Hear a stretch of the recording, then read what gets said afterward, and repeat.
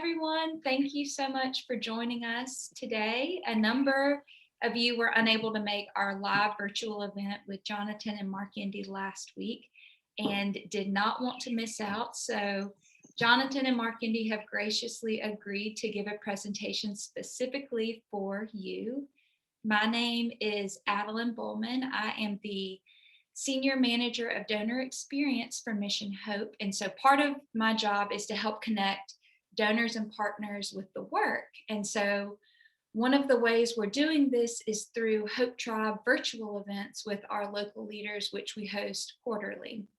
Hope Tribe is what we call our group of monthly donors who receive special updates about how their support is directly helping the work, among many other benefits. And we have opened up this virtual meeting to all of our donors because it's just so good, and we want you all to learn about the ways that God is changing lives in the DR. And so at this time, I would like to introduce our two local leaders from the Dominican Republic, Jhonnatan and Markendy. The guys are so excited to share what has been going on in the DR. And so first up is Jhonnatan. And Jhonnatan is our DR Country Director.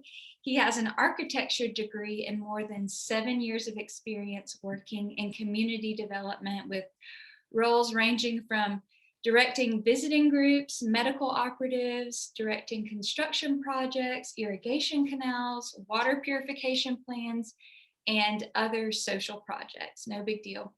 And for years, God has moved Jhonnatan's heart to work for the most vulnerable and to use his gifts and talents to serve. And Jhonnatan is married and has 3 children, the youngest of which is only 3 weeks old. He's got a brand new baby girl. And so everyone feel very grateful that Jhonnatan has agreed to be with us today because he cannot be getting much sleep at this point. So thank you, Jhonnatan. Next up is Markendy. Markendy is our livelihoods manager in the DR. He is actually Haitian, but living in the Dominican Republic. He came to the DR in 2001 to get his bachelor's degree in animal husbandry, and then he met his wife. So he also has his master's degree in animal nutrition from Spain, where he lived for 2 years. And he has served as an agronomy teacher in Haiti for 3 years and has 8 years of experience working in community development and has worked with several NGOs. And we are extremely grateful to be the one that Markendy is now working with. He is married and has 3 children, 2 boys and 1 girl. And he is passionate about promoting and executing projects that really result in sustainable development while also sharing the gospel. And there's a lot more that I would love to say about these two, but I don't want to take away from their time. So I'm going to hand things over to them at this point. Appreciate everything you said, Adeline. So it's our pleasure to be here with you and each and every one of the audience that is following Mission Hope work worldwide. And we would like, we're just grateful for the opportunity to share what God has been doing in the Dominican Republic through Mission Hope. Yes. So if you allow me, Markendy, should we start right on? Yes. Thank you, Adeline. Right. Yeah, we can go straight forward. Okay, so I'm gonna share our presentation right here, if you allow me just a second. Okay.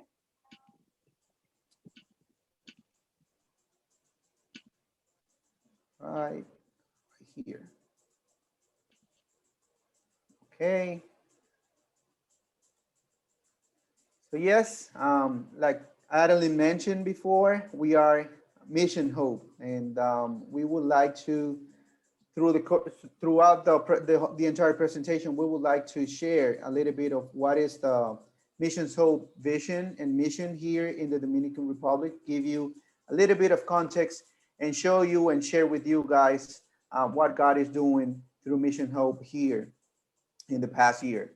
So as we move forward, Mission Hope is, as you might know, it's a Christ-centered organization, and it's committed to equip leaders, to help equip churches as well, and bring about sustainable transformation in isolated villages and communities, especially vulnerable communities here in the Dominican Republic. And you might ask yourself, where is the Dominican Republic? For those of you that have not had has the opportunity to be here, this is a world map, and you see on the left hand side there's the Dominican Republic right there in red. So it's an island. It's an island of 18,704 square miles.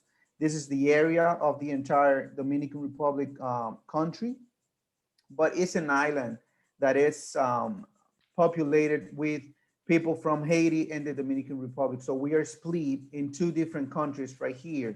And therefore, you get to see a lot of Haitians and Dominicans working together in our communities. And to give you a little bit more context here, the Dominican Republic is divided in provinces, being this red spot in the middle, Santo Domingo, which is the capital city of the Dominican Republic. As you see on the left-hand side, this is Haiti. Haiti is the Markendy's country, originated country. And Hato Mayor on the right-hand side, right here, a little bit east, Santo Domingo, is where we are focusing our work. If you are not familiar with the Dominican Republic, it's very popular just because of on the east side of the Dominican Republic, there's Punta Cana, which is a very popular touristic location worldwide. And as we move forward, we are on an island in the Caribbean, the Dominican Republic, and what you see here in the image is pretty much what looks like around the place where we are focusing our work. This is a sugarcane field, and what you see right here is the people that is brought from Haiti and also Dominicans as they work together cutting sugarcane in this field. So generations of Haitians and Dominicans raise their kids by doing this work, this labor, and this is a very impoverished area in our country and the region. And let me share a little bit more about our vision. I will probably pass this on to Markendy later on, but as we share our vision is to that vulnerable communities in the East Dominican Republic are filled with hope.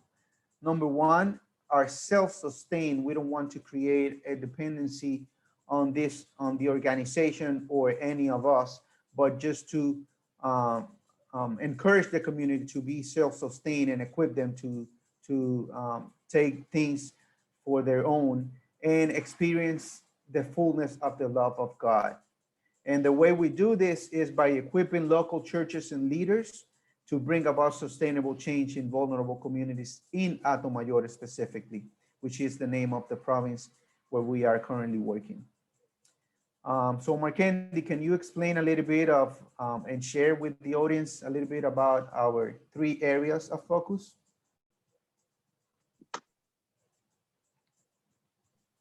Thank you, Jonathan, and I'm very happy to be part of this, to be part of Mission Hope, and precisely a Christ-centered organization.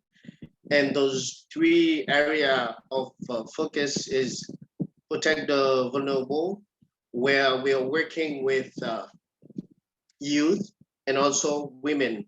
And can you put the other slide, Jonathan, please? So one of the program that we are developing is food technology and entrepreneurship program, where we start with young people, but it's not only for young people, but we're thinking about like the whole community. But the first start, we are doing it with youth. Our food technology teaches young people to prepare organic food, empowering them to be better prepared to participate in the local labor market with a more versatile skill set. as well as they are trained in entrepreneurship to start their small businesses. So the idea is not only just to give them like a tool, but also to empower them, to make them feel like more comfortable or more secure about the future. So that's why we are helping them so they can face the future or their life plan with a better perspective.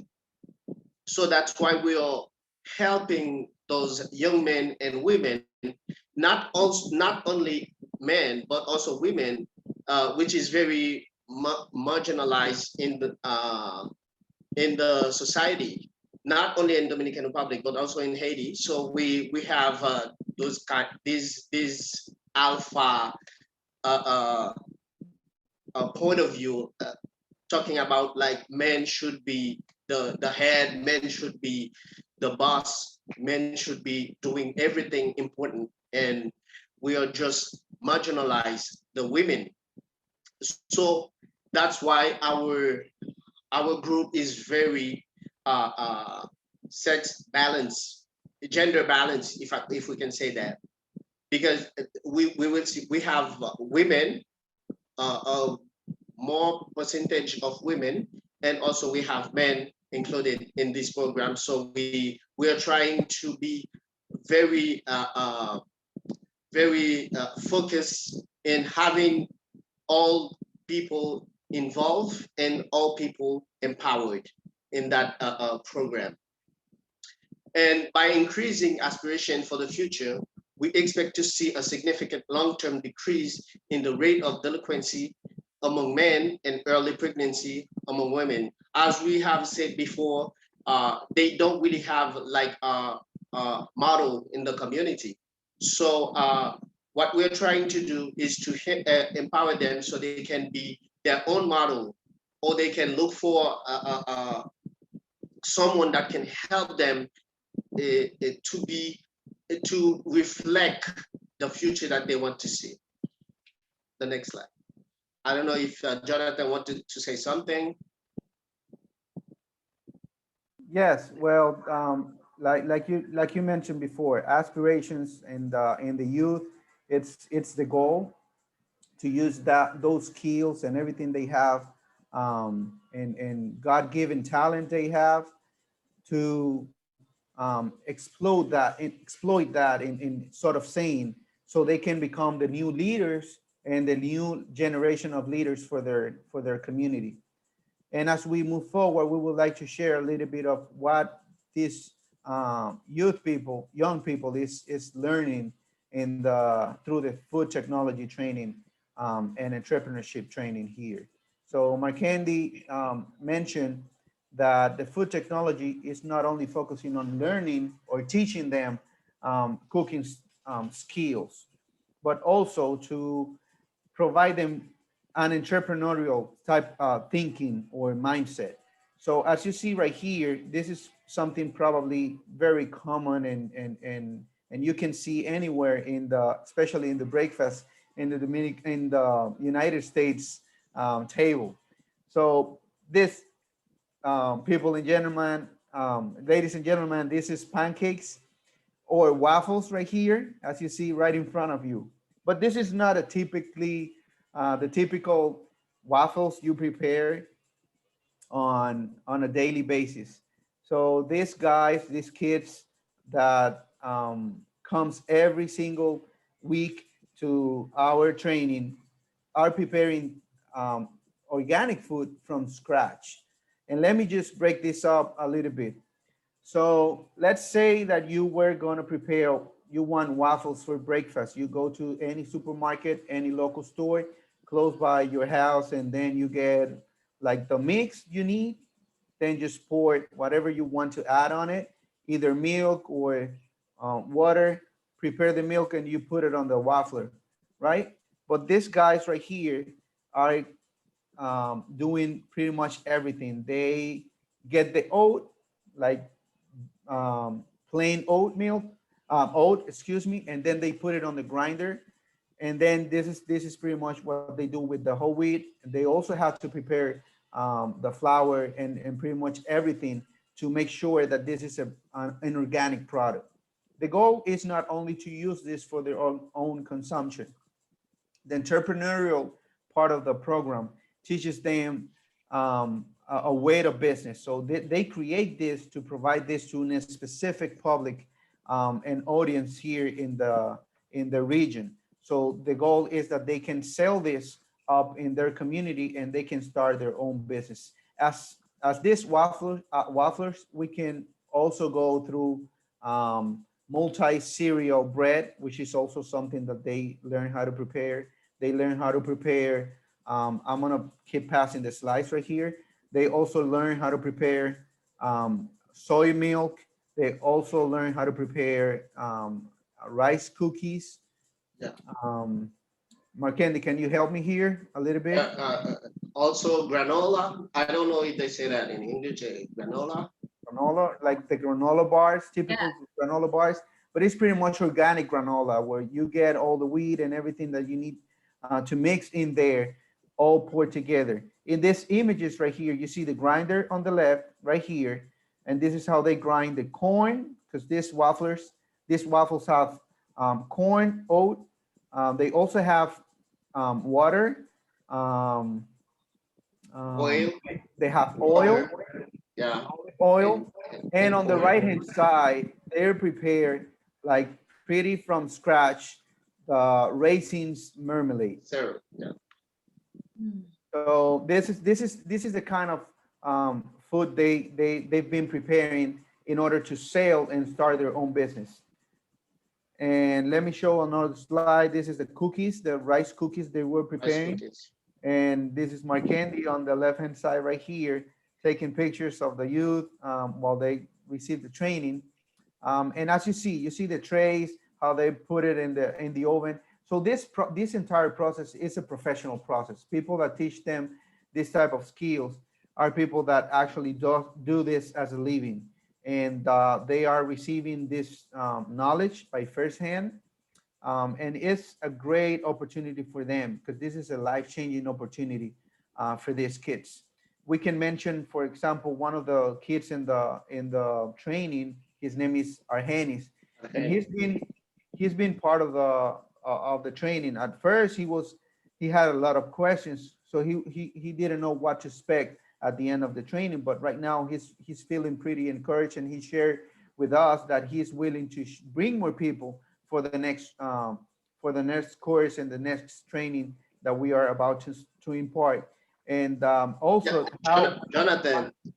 go ahead. So sorry about that. But is participating now in the two groups that we have on Tuesday and Thursday because he's so interested to learn. He's participating in Tuesday group and also in Thursday group. So these kids right here are super encouraged, super motivated, and this is, like I mentioned before, a life-changing opportunity for them. But let's move forward with the other programs um, we are going through here in the Dominican Republic.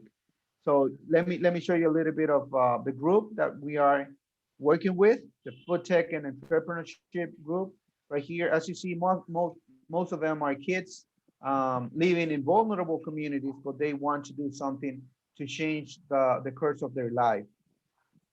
As you see right here, this is our Henny's right here and the floor sitting right next to the ladies. Yeah, pretty good looking guy. So let's move forward. So our other area of focus is Feed the Hungry. Before that, Go ahead. can I say something about this picture? We did the average of age of the two groups is 17. Is 17. So, because we had some issues, if we can say like a bottleneck, where where young people with 25 or 20 to 25 years old were not wanted to participate in the training because they were looking for jobs. Mm. So this is so it's just to say how important it is for those young people to learn those skills so uh, they can have more option in labor market. Oh, yeah.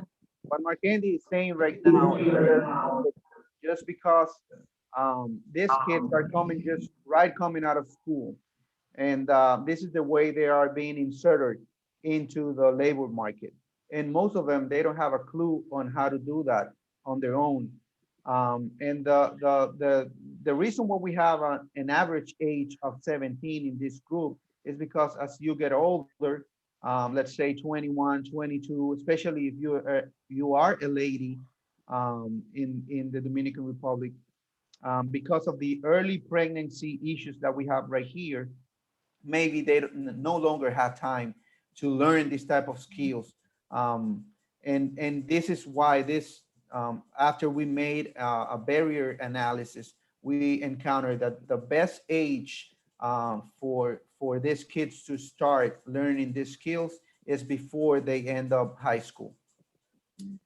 So let's move forward. And like we mentioned before, the Feed the Hungry is one of our other areas of focus right now. And how do we do this? Markendi, can you explain a little bit to the audience?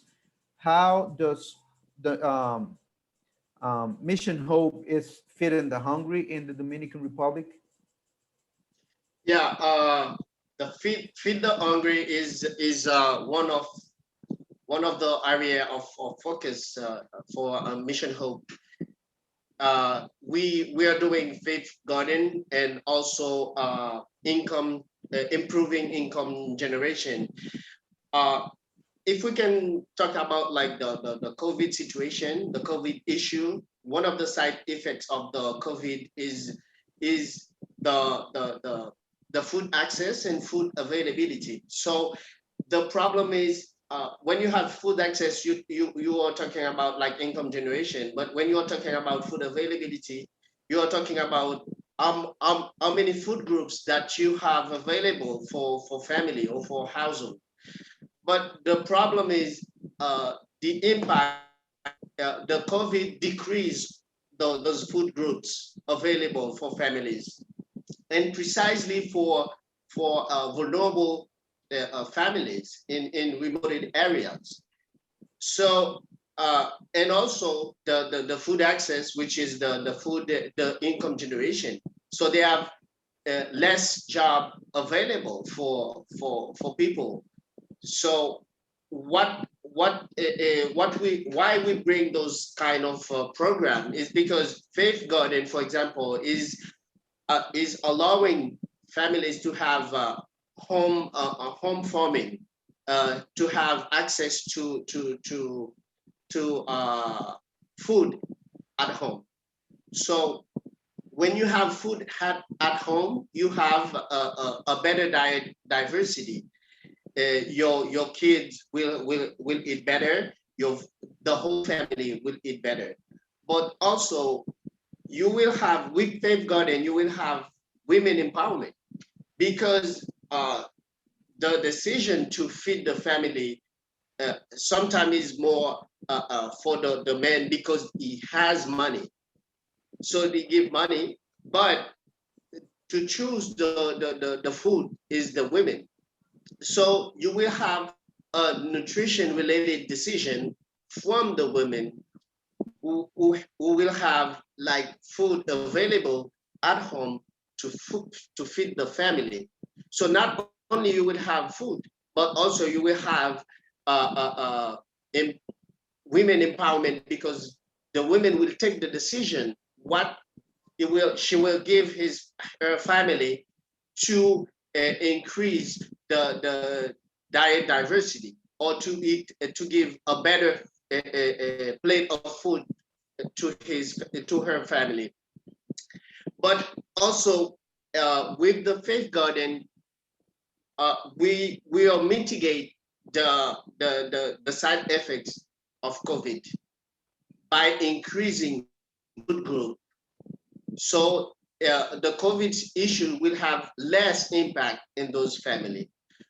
But also, when you have agriculture training center, this is where everything is preparing. We have all the seedlings there. We have method experiments in there. So by the first hand, we are doing everything. We are decreasing the risk to to to have a better not not a bad approach about the agriculture techniques. So we are learning small farmers better techniques, how to mitigate, how to mitigate climate change, how to have a better crops, and how to understand the market so they can have a better approach and they can have like a better income generation from that part.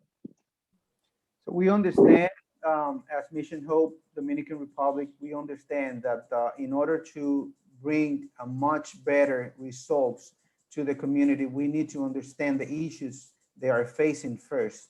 So that's why we made an assessment on the community first. So one of the results on the assessment, um, we encounter that in order to for them to be more engaged into the Faith Garden project right now, we need to remove the risk of their pockets, some sort of saying. So let me explain this with the images. So Markendi mentioned a little bit about the agriculture training center, and this is where everything started. So we decided to create our own greenhouse, and this is where we prepare all the experimental plants and vegetables that we plant, that we have in. Our goal is to transplant that into the home gardens later on. So this is where everything started. This is in the Mission Soul property in Atomayor, and this is where we put all the seeds. We plant all the seeds right here, and then after everything grows here, it's when we set everything up to be transplanted to the community. So that removes the investment, the first investment that has to be provided by the beneficiaries. And let's say that if something happened at the beginning of the process, they don't have to worry about doing the first investment right here because we are already taking that risk for them. And as we move forward, you can see right here that after we plant all the seeds right here, they grew. So we were able to grow carrots right here, Carrots, peppers, what spinach, else? Spinach, spinach, spinach, beets, tomatoes. lettuce, tomatoes right here. The lettuces are over here, which this right here is more like a vertical garden. This is one of our options for people that has lack of space in their backyard, for example.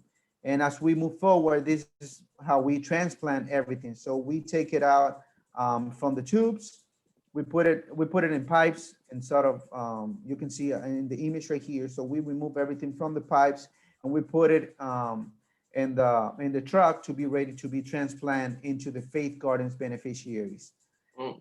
And this right here is one of the Faith Gardens. This is their lettuce and one of the crops and the harvest. And this is the carrots they harvested in their Faith Garden. As we move forward, you can see a couple of our beneficiaries right here. This gentleman right here, Teresa, which is one of our fierce leaders in our community in Consuelo, close to Alto Mayor. This guy right here is Elia. So I will probably share a little bit of Elia's story right here. And Elia grew up in a community not so close to where he lives right now. And he rents a house. He doesn't own this house right here, but he had the initiative to start his own garden in his backyard. So part of the process he harvests from his faith garden, he used those to provide some of those to his neighbors. So he's sharing with his neighbors, and he also prepares like guava, which is a fruit So from guava, he prepares like ice cream and popsicles, and he sells those in his community to young kids. And on the right hand side, you can see part of his harvest, which is eggplant. um, you can see firsthand how this provide for the family and kind of cope and help mitigate the impact of the COVID and the lack of food just because of the COVID-19 pandemic. And last but not least, one of the Can sure, I want sure, to go say ahead, Martin. something.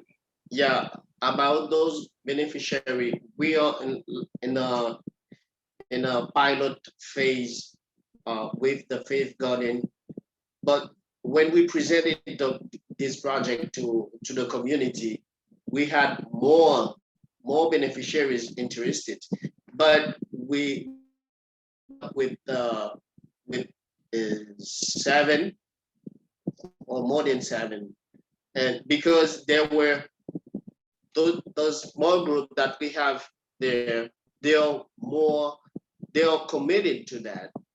They love that and they see the future on that. So that's why we started with them. So we have another one who see what we were doing with Elias, Guancho, and Teresa, and they jump in. So the Faith Garden, they understand our methodology because we talk to them, and they embrace it. They embrace it, and they want to keep working with uh, uh, uh, uh, with Mission Hope. So that's why it is very important that we mention that, and we want to work with them because they already understand the importance of being leaders in the community. So as we move forward and come close to this presentation, let me show you our last area of focus, which is equip the church. And the way we understand that everything that needs to be done in our community has to be done through the leaders. And part of the leaders are the church leaders, and they are the main character in this activity right now. So in order to have development in any communities, you have to do everything through their leaders. So they understand, they have a perfect understanding of what their community is struggling with. So the church leaders' goal is to share the good news of Jesus Christ, right?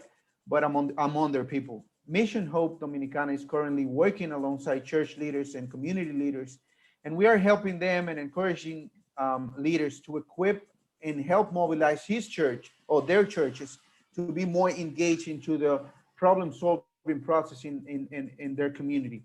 And the way we do this is that whatever happens in their community, I mean, they are part of that, and they can be part of the problem solving as well. So we're going to share a little bit of a couple pictures of what we've been able to do um, with a group of pastors that we are currently working with. As you see right here, these are pastors from local churches in Atomayor, and after one of our hurricanes and storms that affected, which a huge flooding in part of our communities in Atomayor, they took the initiative to share food, clothing, and at the same time, Mission Hope provided aid by distributing COVID-19 prevention kits. So part of the prevention kits that we um, prepare. Yeah. You see right here, hand sanitizing and face mask, as well to the clothing that they were also distributing in our communities. And you can see that firsthand right here. This is part of the outreach that we had in the community. So all these people you see right here are church leaders helping us distribute that in their communities. You see how the flooding affected most of the houses. In some cases, they even destroy the entire house. So people also lost their house while that happened. Mhm. And this is the pastors right here. These are the leaders that we are currently working with. Another big tool that we need and we have in schedule to do with them is to revise our transformation tree curriculum, which is a tool that helps them understand that they are part of the community and how they can put gospel in actions, and they are Exactly. able to do that. And Exactly. before our time ends, I would like to share a little bit of our transformation center, which is where we intended everything to happen all together. So we mentioned something, the three areas of focus, and if each of those areas take part in this one place right here. We have a vocational training room right here where pastors training, the food technology training, the agricultural trainings, everything will probably take place, will eventually take place in this room right here. And it's a two-story building. I'll show you because not many of you probably are familiar with floor plans. So let me show you how it'll look like at the end. So on the first story is where we have everything intended to happen, like trainings, offices for our local offices will be located right here, and in the upper floor we will have events with the churches, and more pastors trainings and bigger and much crowded in sort of saying events up here in the second story. And this is another picture you can see from above how it looks like. There's a terrace and a path for you to go outside. It's pretty beautiful. This place right here is exactly where we are located.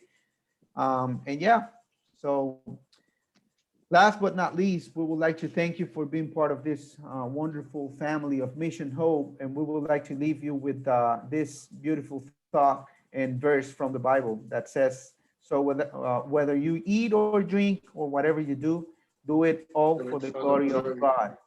And Amen. that's exactly what we want to do. Amen.